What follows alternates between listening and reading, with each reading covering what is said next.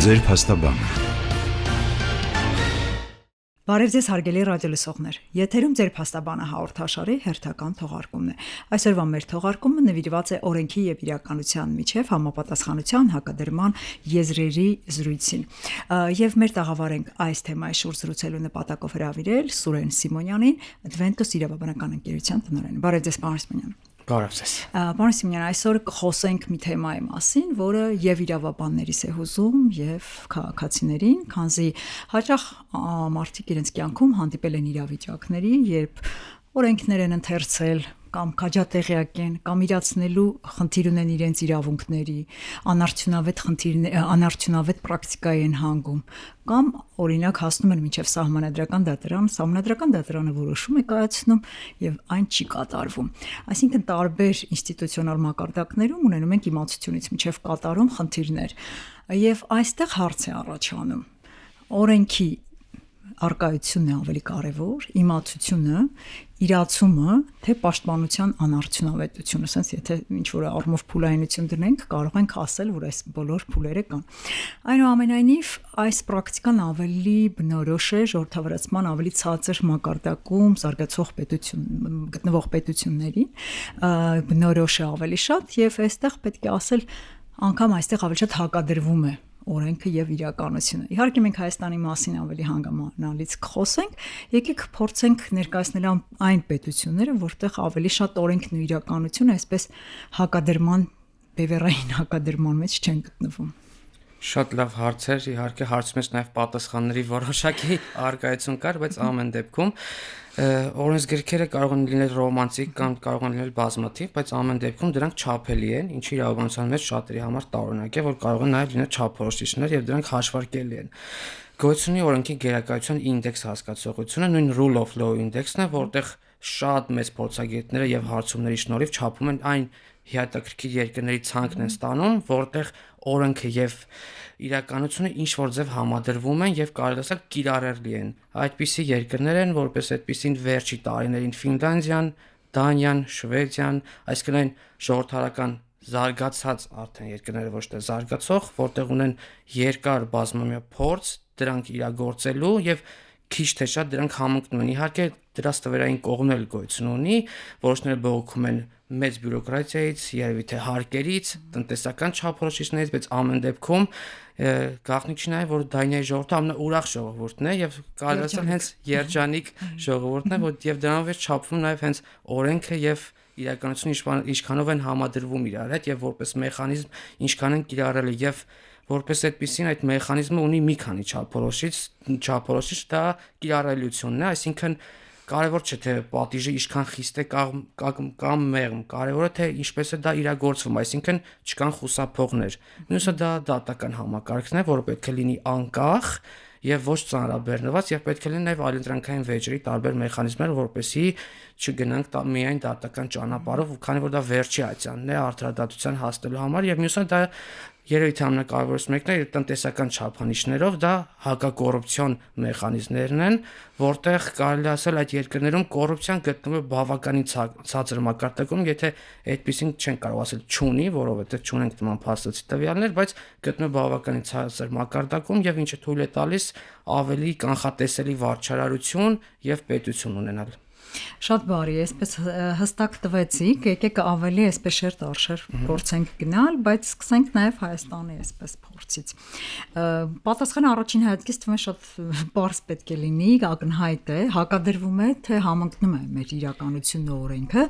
բայց կարող է հակադրման պատասխանի հետ մեկտեղ լինեն շերտեր, որը կարող են այսպես հույս տալ, որ իրավական հնարավորությունների իրացման պայմաններում հնարավոր է նաև համընկնում ունենալ։ Ինչպիսին է ձեր գնահատականը Հայաստանի փորձի մասով։ Ասել թե հակադրվում է շատ մեղմ է իրականում, կարելի ասել մեծ խզվածք ունենք իրականության եւ օրենքի գերակայության հետ, բայց միայն քննադատելով պարզապես դա կարող է ինչ-որ շատ ուժեղ սուր կրիտիկա լինել եւ կարող ենք փաստերով նաեւ խոսել, շատ մեծ խզում ունենք իրավական նորմերի սիմուլյացիա, այսինքն վերջին տարիներին բոլորս էլ նկատում ենք, որ բազմաթիվ օրենսդրական փոփոխություններ են լինում, ընդհանուր օրենսգրքեր են փոփոխվում, որոշները բարելավում են, բայց դրանք մնում են թղթի վրա եւ իրագործելի չեն, ինչու իրագործելի չեն, որովհետեւ չկա ներառականություն, այսինքն չի ադապտացվում իրականությունը եւ վերջի վերջո, եթե գնանք առաջի հարցին եւ շարունակենք երկրորդ հարցով, մենք վերցնում ենք հենց այդ լավագույն երկրների միջազգային փորձը եւ ընդօրինակում ենք, բայց միջազգային փորձը տարբեր է կախված երկրի սովորույթներից, մենթալիտետից, մարդկանցից, արժե համակարգից մենք բավականին երիտասարդ անկախ պետություն ենք եւ այդ պետությունում դեռ մեր արժեքները շատ հին են մնացել եւ մենք այդ արժեքները եվրոպական չենք կարող իրականությունում համադրենք հենց օրենքի կիրառման հետ, քանի որ շատեր ասում են ամոթ է ինչպես իրար հետ դատվենք, ունենք շատ վատ վարչարարության մեխանիզմներ, քանի որ այլ արդեն մասնատված հարցերով երևի թե կպատասխանենք թե ինչումն է դրանց պատճառը, բայց խզվածքը շատ մեծ է ու ցավոք դեռ այդպես է շարունակվում է, եթե կարելի է օրինակներով խոսենք, որպեսզի շատ Տեսեք, ամեն դեպքում մինչև օրինակներին անդրադառնալ, դուք շատ կարևոր միտք ասեցիք, որովհետև մենք փորձում ենք, ինչպես հասուն մարդու փորձը երիտասարդը չի կարող կիրառել, որովհետև դա արդեն հիմնված է որոշակի գիտելիքների, հմտությունների, տարբեր լավ ու վատ, այսպես համադրման, փորձառության համադրման, արդյունքում ձևավորված փորձ, մենք վերցնում ենք այդ հասուն փորձը եւ երիտասարդին ասում ենք դու կիրառի, որովհետև մենք որպես անկախ պետություն, պարզ է դա մեզ համար չի, դա մեզ համար դեռ շատ շուտ է, որովհետև մենք ինքներս այդ ճանապարհը պետք է անցնենք։ Այդ օրինակը խոսում է այն մասին, որ մենք դեռևս անելիքներ շատ ունենք որպես երիտասարդ պետություն։ Դուք օրինակներով ուզում եք մատնանշեիք ինչ մենք ունենք, ինչ խնդիրներ ունենք։ Եկեք այսպես պրակտիկ, մենք ունենք օրենքներ, սկսած սահմանադրությունից, մայր օրենքից, մինչև ճյուղային օրենսդրություն։ Ունենք բազմաթիվ իրավունքներ, որոնք այդպես էլ թղթի վրա են մնացել, երևի այստեղից սկսենք, եւ ինչու այդ իրացումը ի վերջո չի հաջողել մեր հանրությանը եւ որն է խնդիրը եղել։ Եվ եթե արդյոք մենք իրավական մշակույթ, իրավագիտակցություն, արդյունավետ իրավակիրառ պրակտիկայի զարգացում այս բոլոր քաղաքական կամ ինստիտուցիոնալ ավելի լավ դիզայն, այս ամբողջը եթե հաջողեր, մենք կարող ենք ունենալ թեկուզ այս կարճ անկախացման փուլում երիտասարդ ավելի լավ արդյունքներ։ Միանշանակ կարող ենք, բայց երևի գնանք հենց ամենաակունքից։ Մենք ունենք օրենսդրություն, բայց չունենք գաղափարախոսություն։ Այսինքն գաղափարախոսությունը դա պետական մակարդակով է, հետո իջնում են ռազմավարական մակարդակներով եւ նոր սկսում է ինստիտուցիոնալ զարգացումները, բայց խզվածքը հենց ինստիտուցիոնալ զարգացվածության մեջ է, քանի որ ունենք համակարգեր, որտեղ կան մի շարք ընկերություններ, պոակներ եւ այլ կառույցներ, որոնք ենթակա են հենց այն մարմիններին, որոնց պետք է ճնշեն դրանց դեմ, այսինքն ունենք շատ մեծ խզվածք այդ մասով, ինչու՞ չէ նաև մնում է թղթի վրա, որովհետև ունենք շատ ուժեղ դիմադրություն բնակչության հենց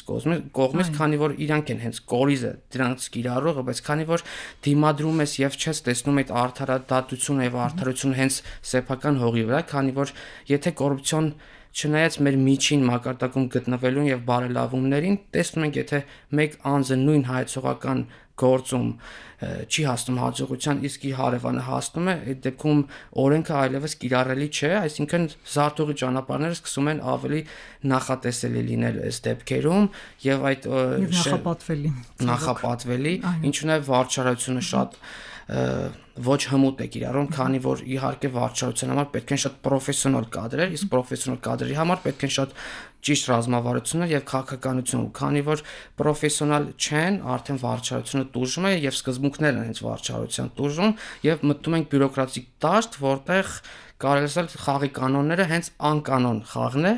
եւ այդ պատճառով հենց եթե անցնենք օրինակներին, մենք ունենք շատ թարմ օրինակներ, դա ինքնակամ շինությունների օրինականացումն է, արդեն երկրորդ անգամ ժամկետը ձգձգվում է, բայց մենք կարող ենք հավաստիացած լինել, որ շատ մարդիկ դեռ իրազեկ չեն իրենց իրավունքների մասին, որպես օրինականացնել կամ թերի են իրազեկ։ Եվ նաև եկեք համաձայնենք, որ այսօր մարդիկ ցանկանում են եւ ինֆորմացիա չեն կարողանում հաճախ ձեռք բերել, բացի մի այսպես պարբերությունից, օրինակ եթե իրավաբաններ չեն, եւ ցանկանում են հաճախ կապ հաստատել համապատասխան քաղաքապետարանի հետ, հավապետարան եւ այլն, կամ չգիտեմ, համապատասխան ինֆորմացիան չկա։ Ինչ անեն այս մարդիկ։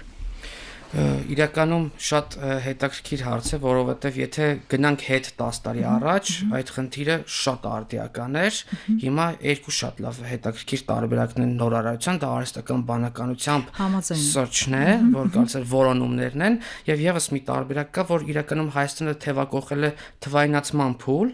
բայց շատ լավ տեսություններ կան նույն Հարվարդյան, Օքսֆորդյան հետազոտություններ կան, թե ինչու է թուղթը կարևոր, այսինքն այն շատ կարևոր ծանոթությունները, որոնք մեզ պետք է օգտագործվեն եւ մենք ծանոթված լինենք մեր իրավունքների մասին, դա կլինի բանկային ոլորտ, կլինի վարչական ծանոթություններ, թե մեր իրավունքների սահմանափակման մասին ծանոթություններ, մենք սկսել ենք դրանք թվայնացնել, բայց թուղթը շատ կարևոր է։ Պետք է չմոռանալ, որ ամեն դեպքում տեխնոլոգիաների կիրառողներից զատ կան նաեւ ազգաբնակչության այլ խումբ, որոնց համար դա հասու չէ։ Կան դեռևս նման մարդիկ կան։ Եվ միգուցե նույն թեկուս արհեստական բանականություն դուք վերջերս հետևած կլինեք, որ Գենտի համալսարանում էր, կարծեմ, պրոֆեսորը չստացավ իր գիտական աշճանը միայն նրա գիտական աշճան, հենց ոնց որ պրոֆեսորը կոչվում է նրա համար, որ հենվել էր արհեստական բանականության վրա, որտեղ հղումները գոյություն չունեն։ Այսինքն մենք չենք կարող, եթե այսպես ճշգրտության, գիտական պարկեշտության տեսանկյունից կամ տեղեկատվության այսպես դետալացման տեսանկյունից միայն հույս դնել արհեստական բանականության եւ ինստիտուտները պետք է գործեն ամեն դեպքում եւ թուղթը դեռևս մնում է կարեւոր մնալ։ Շատ լավ, դուք նշեցիք ինքնակամ շինությունները, ել ինչ կարող եք ասել, որ ի վերջո լավ, մենք կարծում եմ դուք իհարկե շահառուների մեջ նշեցիք եւ նաեւ պատճառներից մեկը նշեցիք բնակչությունը, որը այո շատ կարեւոր է եւ հաճախ դեմ է զուտ փոփոխություններին եւ դա միայն իրավական ռեֆորմների մասին չէ, ավելի այսպես հայրապետական, ավելի պահպանողական հասարակություններում միշտ նորամուծությունները ընդունվում են սվիներով եւ սա ինչ որտեղ օրինաչափ է, որտեղ այդ դինամիկ զարգացումը չկա դրել հասարակությունում, բնականաբար փոփոխություններն այդպես պետք է արձագանքի, բայց ես կարծում եմ այս տարիների աշխատանքը որոշակի չափով երիտասարդների փոփոխությունը, թեկուզ ոչ երիտասարդ սերունդի, ովքեր որ պրոգրեսիվ են մտածում, միշտ բերում են այդ փոփոխությունները, բայց ինչու մենք չենք դառնում իրավապահանջ շատ հաճախ կամ ուղղակի չենք բացում նայում այդ օրենք այդ իրավական նիհիլիզմի կամ չգիտեմ քննադատության եւ այլնի արդյունքում էլի չի գալիս, չի դառնում կիրառող անձը։ Շատ լավ սոցիալական հարց ենք գնում իրականում։ Շատ կարևոր է, որովհետև իրավական ռեֆորմները ի վերջո նաև այդ նպատակը ունեն, փոխելու բերել սոցիալական փոփոխություններ։ Եթե նայում ենք օրենքի տեսանկյունից, իր նպատակի երևի առաջինը այն է, որ մենք գանք բոլորի օրենքի առջև հավասարության, արդարության եւ ի վերջո սոցիալական արդարության, հա, որովհետեւ առանց սոցիալական արդարության, եթե մենք փոփոխություններ ենք անում կամ ինչ-որ քայլեր, որոնք սոցիալական արդարությունը խորացնում են, մենք այստեղ օրենքի եւ բնակչության հետ անելիք չունենք ի վերջո։ Շատ լավ, հենց ներառականությունն է, որ այդտեղ մեր պետությունում տուժում է, քանի որ տպավորություն, որ օրենքները ստեղծվում եւ իրազեկվում են փաստաբանների կամ դրանց հասցեատերերի համար, որոնք պետք է հենց շահագործեն կամ աշխատեն դրա դեմ, բայց Հայաստանում կրթությունը բավականին լավ վիճակում է եւ կարելի ասել, որ մեր սերունդները շատ արագ են կրթվում, այսինքն այդ էտապները դպրոց, ընտանիք, հասարակություն, համայնքի անդամ, ինչ-որ նաեւ աշճաններ գիտական շատ արագ են անցնում, բայց այդտեղ շատ մեծ հիմնական բաց են թողում, հենց կարևորագույն կրթության կոմպոնենտը դա ճիշտ կրթությունն է, այսինքն կրթության կորիզը դա հենց մարդն է եւ նաեւ ընտանիքը եւ այն համայնքը, որտեղ նա բնակվում է, բայց եթե համայնքում ոչ ոք իրազեկ չեն կամ իրազեկ է մեկ անձ եւ կարելի ասել փչացած հեռախոսի կոմպոնենտը շատ լավ է գործում, այսինքն ես լսել եմ, որ այսպիսի կարգավորում կա միտեղ, բայց կարգավորման ընդհանուր բնույթը չգիտեմ, դա է ընդունված պետությունը շատ լուրջ խնդիր ունի այդտեղ լուծելու, ինչու՞ չէ նաև փաստաբանները եւ այլ շահագրգիռ համայնքներ այդտեղ շատ մեծ աշխատանք ունեն կատարելու, քանի որ ես որպես փաստաբան ինքս աշխատում եմ որպեսզի կրթեմ իմ հաճախորդին, ինչպես նաև անվճար խորհրդատվություն տրամադրում եք, ովքեր որ ձեզ դիմում են, թե ուղղակի ժամանակ չի լինում, մոտեցումը ինչպես։ Իրականում անվճար չենք տրամադրում, քանի որ իրավաբանությունը նաև բիզնես կոմպոնենտ է մեջ պարունակում։ Երբեմն ժամանակ առ ժամանակ ինչ որ չգիտեմ։ Երբեք չենք տրամադրում, բայց ունենք այլ ճյուղ, դա հենց իրազեկումն է տեսահոլովակների, հաղորդաշարերի կամ անձնական բրենդինգի միջոցով, որտեղ շատ տարածում ենք, բայց այդտեղ շատ լուրջ եւս խնդիր կա, պետք է իրազեկել եւ կրթել առանց շահի, քանի որ տեղեկատվությունը չի կարող հետապնդել շահ։ Շատ ժամանակ ինքներս ենք տեսնում, որ համայնքում շատ հոլովակներ են տարածվում, իսկ դուք գիտեք, որ կարող եք սնանկ ճանաչվել, օրինակ, շատ ծիծաղել է, երբ որ բնակչությունը դրքում ես սնանկ ճանաչվելու եւ գերադասում ես այդ սիրուն հետաքրքիր մախինացիան ընդդեմ բանկերի, որը իրականում ոչ թե կրթական է, այլ մանիպուլյատիվ է, այսինքն շատ ուշադիր պետք է լինենք մանիպուլյացիաներին, քանի որ կրթելը դա անznազողություն է, ինչ որ ժամանակի նաև եւ մենք պետք է կրթենք, քանի որ կրթվելով հասարակությունը նաև զարգացնում է մեր ինստիտուտը, որպեսզի մենք չճահճանանք մեկ իրավունքի կամ ամուսնաընտանեկան հարցերի կամ սեփականության իրավունքի հարցերի, այլ նաև ընդհանուր գնանք դեպի միջազգային իրավական վեճերի, որտեղ բնապահպանական, գենդերային, աշխատանքում գենդերային եւ շահերի պաշտպանություն, արժետոմսեր, բաժնետոմսեր, որոնք Հայաստանում գրեթե գոյություն չունեն կամ 1-2 եզակի դեպքեր են, որովհետեւ շուկան ճաշճացել է այն մակարդակում, որտեղ մենք գտնվում ենք, պարզապես զրուցակից փողոցում, որը խոսում է այս տունը ինձ նով անեմ, այս հողը ինձ նով անեմ կամ եկամուտներս եթե հայտարարեմ, կերևա որ ես դրսից փող եմ ստանում եւ պետությունը իրոք պետք է սկսի զրոյից, մաքուր էջից իրազեկման եւ մտնի երկխոսության մեջ քաղաքացու, քանի որ մեր մոտ չկա երկխոսություն, մեր մոտ կա պետական պահանջ բարեփոխումների, որոնք երկու շերտով են գալիս՝ ռազմավարական եւ միջազգային պահանջը հասկանալի է, որտեւ եթե մենք ուզում ենք գնանք դեպի եվրոպական ստանդարտներին, մեզ կստիպեն այդ ստանդարտներին հետապնդել, բայց դե մենք ինչքան դրանք կարմատավորենք մեր մեջ, կախված է մեր սերունդներից եւ մեզնից, եթե չկրթվենք հիմա, մեր սերունդները չեն կրթվի հետո եւ իհարկե ամեն սերունդ բերում է նորություն, բայց նորությունները կարող են լինել նաեւ ոչ հաճելի եւ իհարկե շատ լավ օրինակ էր, որ հասունի փորձը պետք է իրենից սովորել, բայց նաեւ կարելի է, եթե չես գտնում հասուն մարդ ումից սովորես, ստեղծել քո սեփական փորձը եւ չընդօրինակել, հաշվի առնելով քո կարողությունները, քո ունակությունները եւ փոքր քայլերով գնալ առաջ։ Ես նկատեցի իր խոսքում, այո, ամեն ինչ պետք է իր փուլայնությամբ գնա եւ եթե դու չունես այսպես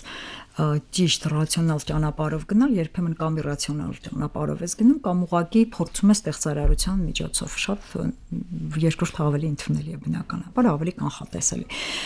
Դուք նշեցիք նաև միջազգային պայմանագրերի փորձը։ Տեսեք, մեր օրենքների մեծ հատված այս վերջի տարիներին վերցնենք նույն հենց Եվրոխորհրդի արչև ստանձնած պարտավորությունների շրջանակում։ Մենք մշակել ենք այդ պարտավորությունների շրջանակներում ինստիտուցիոնալ, օրենսդրական եւ այլն եւ օրենքները ըստ էության եվրոպական չափորոշիչների հիման վրա են, նրանց փորձի վրա են։ Բայց կա նաեւ այսպես տեսական մի մոտեցում, որ իրավական իմպերիալիզմի հետ ենք մենք խնդիր ունենում, այսինքն պետությունը որքանով էլ որ ստանձնել է իրավանդամ է այս կամ այն միջազգային կազմակերպության, բայց այնուամենայնիվ գալիս է մի իրավիճակ, որ այդ իրավական իմպերիալիզմը քեզ պարտադրում է իր չափորոշիչները։ Okay, շատ լավ է, զարգացման դինամիկան պետք է բերի վերջը դրան, որտեղ մի պետություն չի ստեղծել, դա պետությունների խումբ է, բայց եկեք տեսնենք, որ այսպես մի ընդհանուր հայացք նետենք Հայաստանի տարբեր ինստիտուցիոնալ կառույցների կամ օրենսդրական զարգացման, այսպես մի փոքր ամփոփիչ որ նայենք, մենք ինչ ոլորտում միջազգային փորձը կիրառել ենք, մենք ունեցել ենք խնդիր, այսպես դեռևս չենք կարող ասել, որ օրինակ Շվեդիայում սա հոյակապ կիրառվեց, եկեք ասենք մեզ մոտ էլ հաջողեց, չէ, մեզ մոտ չհաջողեց, որովհետև մենք ունենք ազգային առանձնահատկություններ։ Եկեք այս կառույցը նայենք, եկեք նայենք այս ինստիտուտը, ու ամենտեղ ամեն ոլորտի նեղ մասնագետի հետ որ խոսում ես, բոլորը խնդիրներն են մատնանշում։ Միգուցե դա ազգային դիմագիծ է, երբ հենվում ես բացասականի վրա եւ ոչ թե դրականի կամ տեսակի հարցը, չգիտեմ իսկապես, բայց այդ խնդիրը մենք ունենք։ Ինչու մենք այդ բալանսավորումը ազգայինի եւ միջազգայինի ինչքան էլ փորձենք համարժեք տանենք նույն օրենք մշակելիս եւ նաեւ մեր ազգաբնակչության շահերը, կարիքները գնահատելիս չենք կարողանում այսպես հարմարեցնել միմյանց այդ համընկնում է էլի ոնց որ թե մինչեւ վերջ չի ստացվում։ Իհարկե մեր ազգը կարող է շատ հետաքրքիր աուդիտորների խումբ լինել, քանի որ խնդիրները շատ լավ են իրենք հայտնաբերում, բայց լուծումներ չեն հառաջարկում։ Իրականում իհարկե շատ լավ փորձը ներդնում ենք, միգուցե պետք է ավելի լավ ուսումնասիրենք իրավակիրառ տեսանկյունից, թե որ փորձ ենք ներդնում եւ ինչու ենք հենց այդ փորձը կիրառում, որովհետեւ Ենթադրենք գնում ենք աշխատանքային մեր միջազգային ստանձնած պարտավորություններին կամ խարտիաներին, օրինակ ԱՄՆ-ում աշխատողին հեռացնում են միանգամից առանց պատճառաբանության։ Մենք հենվել ենք մեր եվրոպական գործընկերների փորձի վրա, որտեղ դա պետք է լինի հիմնավորված, բայց ինչևից է մենք տեսնում ենք, որ մեր աշխատաշուկան չի աշխատում այդ կանոններով, ինչու, որովհետև ով է իրավակ իրար, այսինքն պետության կողմից եւ մասնավորի կողմից, եթե բիզնես գործունեություն ծավալող սեփականատերը եւ իր աշխատակիցները պետք է կիրառեն այդ օրենքի պահանջները, նրանք դա չեն կիրառի, որովհետեւ նրանց համար դա հետաքրքիր չէ, այսինքն բիզնես շահը շատ ժամանակ ուտում է մասնավորը, ուտում է պետական շահին, եւ եթե դու ուժեղ բիզնես գործարար ես, դու գտնում ես քո համար ավելի հարմար գործոն կիրառելու կամ զարթողի ճանապարհ, քան պետական պարտադրանքը կիրառելն է։ Մենք շատ դժվար հաղթարեցինք գենդերային անհավասարությունը, հիմա ես մեկ-մեկ հումորով ասում եմ, որ կանայք ավելի շատ են աշխատաշուկայում, քան տղամարդիկ եւ հիմա պետք է հակառակ ուղղությամբ պայքարել։ Կարծում իրականություն։ Նաեւ իրականությունն է, դա եւս շատ հետաքրքիր է, որ արձանագրումը ինչու՞ չէ։ Բայց հենց խնդիրը դրանում է, որ իրավակիրառումը թե հենց օրենքի գրման տեսանկյունից, թե copywriting-ի տեսանկյունից, որը վերցնում ենք, պետք է շատ լուրջ պիլոտային տեստավորում անցնենք։ Այս վերջերս զբաղվեցինք նաև մեկ օրենսդրական նախաձեռնությամբ, որ փորձում են աշխատանքային վեճերը նաև տանել դեպի արտադատական ճանապարհ բանակցությունների։ Ես իհարկե շատ մեծ ստրես ապրեցի այդ նախագծից, քանի որ կարևոր չի թե քանի ինստիտուցիոնալ կարիք դուք անցնես այդ փուլերը հաղթահարելու համար։ Եթե դու չես ուզում աշխատել այդ աշխատակցի հետ, դա կոպիտ ասած ոնց որ մտնում ենք ընտանիքի ներքին կուխնյա, որտեղ եթե նույնիսկ ոստիկանը կանգնած է պատուհանից հետևում է, որ դու չգնաս այդ գործողությանը, եթե մութն գնի, դու կգնաս այդ գործողությանը։ Այսինքն եթե դա տանենք դեպի գիտական աշճան, պետք է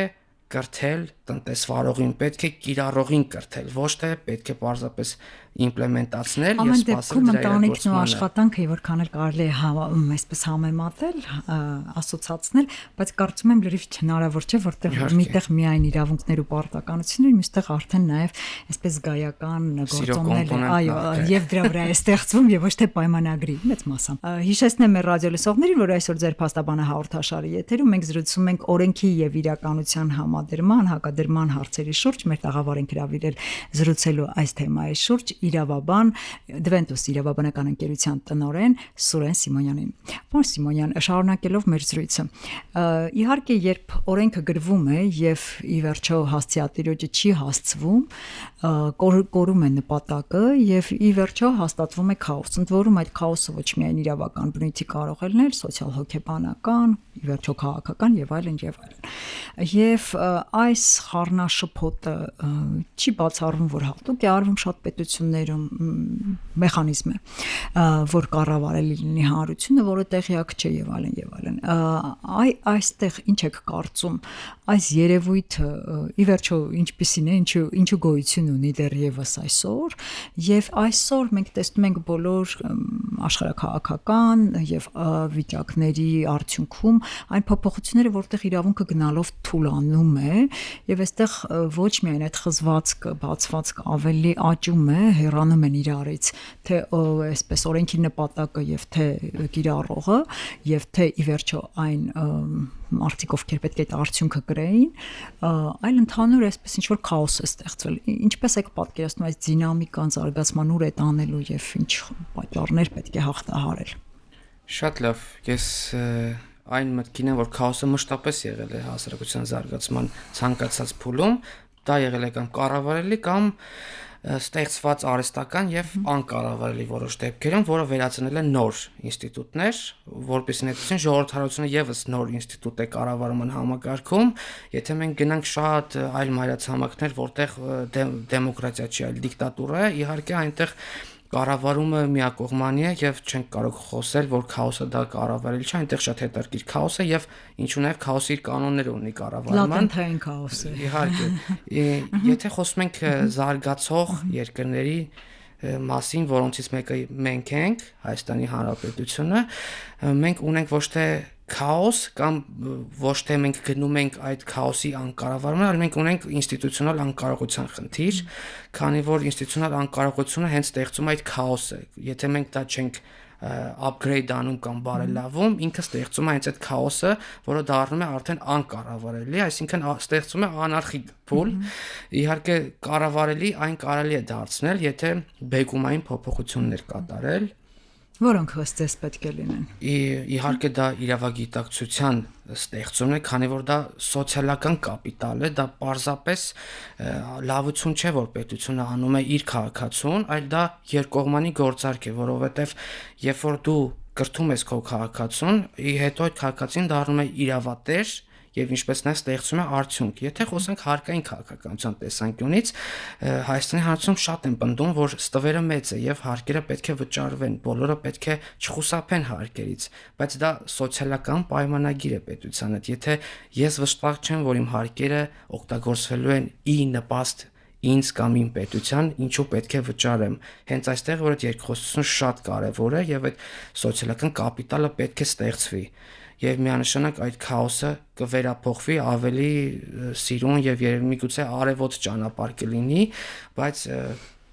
ամեն դեպքում խզվածքը վարչարության տեսանկյունից դատական ծանրաբեռնվածությունը այդ մասով չեն տալիս մեզ այդ պատկերը, քանի որ Հայաստանում ըստ վիճակագրության միջին դատական վեճերը լուծվում են օրինակ 200 օրում։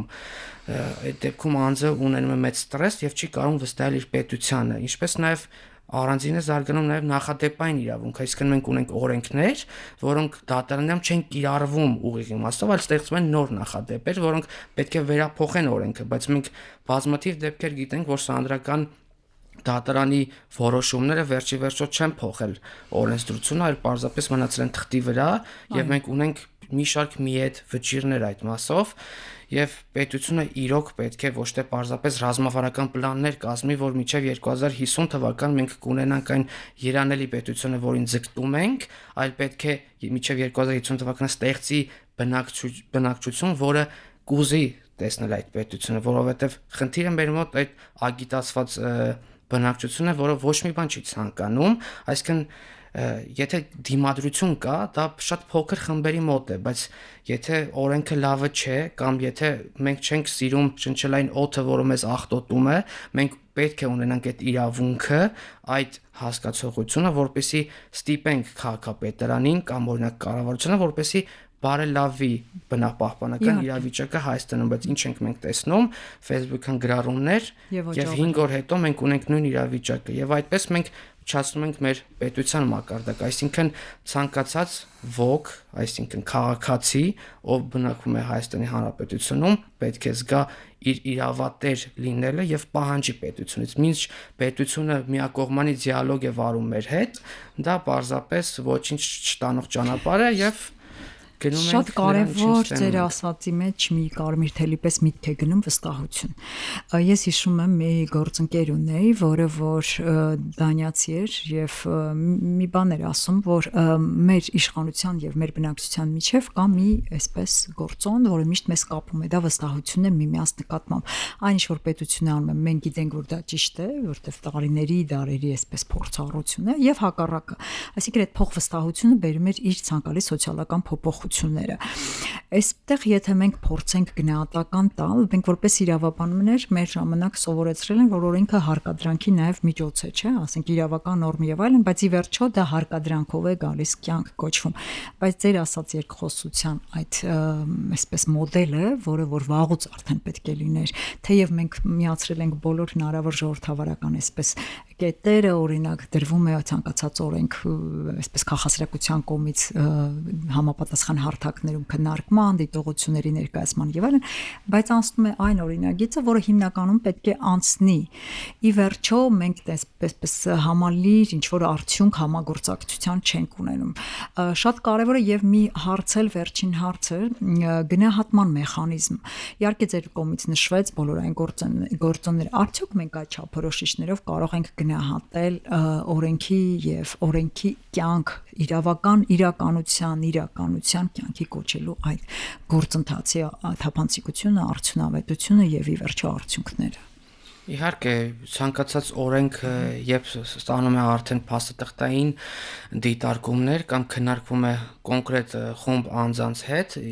շատ հեշտ է դրանք գնահատել, այսինքն ինչքան են դրանք կանխատեսելի, այսինքն եթե կանխատեսելի են կանոնները, ուրեմն մենք ունենք փառահեղ իրավիճակ, որովհետեւ կանխատեսված կանոններով մենք գործում ենք բոլորս միանման։ Եթե ունենք լուսանցքներ օրենքում եւ դրանք պետք է հետագայում բարելավեն ինչ որ փուլերում, այդ լուսանցքները օգտագործում են ի վնաս մեկի, այսինքն կա շատ հետաքրքիր կանոն։ Եթե բոլորը խաղում են առանց կանոնների եւ դու խաղում ես կանոններով, դու դուրս ես գալիս ոչ հաղթած իրավիճակում։ Հենց շատ ժամանակ օրենքները այդպես էլ գրվում են մի խումբ անձանց համար եւ մի խումբ անձինք են պայքարում դրա համար, որոշները նույնիսկ դրա մասին մի խումբ անձանց ես հականատես իրազեկված չեն լինում, համար կանխատեսելիությունը դա կարևոր չափորոշիչ է, այսինքն թե ինչ հարց է լուծում, այլ ոչ թե ինչ խստությամբ է այն լուծում։ Մենք շատ լավ իրավաբաններով կանոն գիտենք, որ գողության համար կախաղան հանելուց հենց այդ կախաղանի ժամանակ գողություն էին կատարում։ Այսինքն մենք պետք է վստահ լինենք, որ պետությունը ամենատես աչքով պատժում է բոլորին եւ չի թողում խուսափել ոչ մի կանոնից։ Իսկ եթե մեկը այդ կանոնների մեջ խաղում է պարզապես գերադասային դիրքով, այդտեղ դուժում ենք բոլորս եւ կարելի ասել մոտ շատ լավ հումորային օրինակ բերեմ, երբ որ անգլիացին եւ գերմանացին խոսում են, երբ որ վարորդական իրավունքից զրկված են լինում եւ անգլիացին հարցում է գերմանացուն. «Արդյոք կքշես մեքենա, եթե վարորդական իրավունքից զրկվածն ես»։ Ասում է. «Ոչ, դա արգելված է օրենքով»։ Ասում է. «Բայց պատկերացնենք, եթե պետք լինի կքշես»։ Ասում է. «Ոչ, դա արգելված է օրենքով»։ Եվ այդտեղ հենց ցույց է տալիս մարդկանց պատկերացումը օրինապահության մեջ, որ դա դրված է կարծես DNT կոդի մեջ մարդկանց, որ պետք է պահել օրենքը եւ ինչպես նաեւ հենց անձինք ստիպում են մյուս անձանց պահպանել օրենքը։ Եթե ես տեսնում եմ իրավախախտում որպես փաստաբան եւ աչք եմ փակում դրա համար, որովհետեւ այդտեղ չունեմ շահ, այդ իրավախախտումը պետությունը նույնպես կարող է չտեսնել եւ բոլորը կարող են չտեսնել։ Մենք պետք է լինենք իրավատեր ամեն դեպքում։ Ամեն դեպքում մեր տնտեն փոխելու ցավոք սրտի հնարավորություն չունենք, բայց կարծում եմ գիտակցությունը հաստատ ցանկացած պահի կարող է զգոն լինել։ Շնորհակալություն եմ հայտնում շատ հետաքրքիր զրույցի համար եւ հիշեցնեմ ռադիո լսողներին, որ այսօր մենք ձեր փաստաբանը հաղորդաշարի եթերում զրուցում էինք օրենքի եւ իրականության ճեղքվածքի